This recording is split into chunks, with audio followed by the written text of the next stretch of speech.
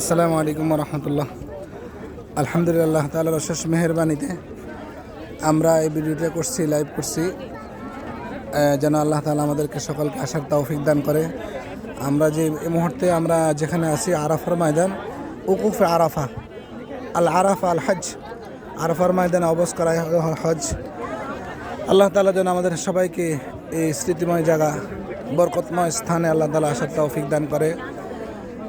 রাসূল করিম সাল্লাল্লাহু আলাইহি ওয়াসাল্লাম আরাফার ময়দানে অবস্থান করা অবস্থায় উটের ফিরে থাকা অবস্থায় আয়াতটা নাযিল হলো, আল ইয়াউমা আকমালতু লাকুম দীনাকুম ওয়া আতমামতু আলাইকুম নি'মাতি ওয়া রাদিতু লাকুমুল ইসলাম দীনা। লক্ষ সাহাবায়ে কেরামদের মাঝে রাসূল করিম সাল্লাল্লাহু আলাইহি ওয়াসাল্লাম এই ভাষণ দিলেন।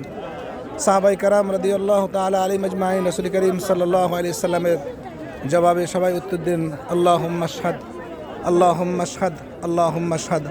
রাসূল করিম সাল্লাল্লাহু আলাইহি সাল্লাম সাহাবায়ে কেরামদের উত্তরে আল্লাহকে সাক্ষী রেখে বলতেছে, ইয়া আল্লাহ, আমাকে যে আল্লাহ তাআলার পক্ষ থেকে যে ওহী, যে একাত্মবাদের কথাগুলো আল্লাহ তাআলা আমাকে দায়িত্ব দিয়েছিল, আমি সকলকে পৌঁছে দিতে পারছি।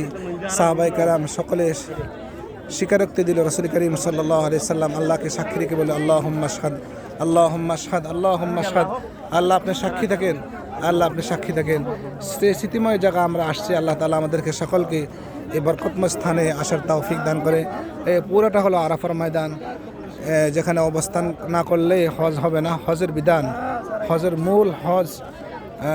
মূল ফরজ বিধান। আল্লাহ তাআলা আমাদেরকে এই সমস্ত জায়গায় বরকতময় স্থানে আল্লাহ তাআলা যেন আমাদেরকে সকলকে আসার তৌফিক দান করে। সম্ভবত মুসলিমাকে যেন এই সমস্ত জায়গায় আসার তৌফিক দান করে। আসসালামু আলাইকুম রহমতুল্লাহ।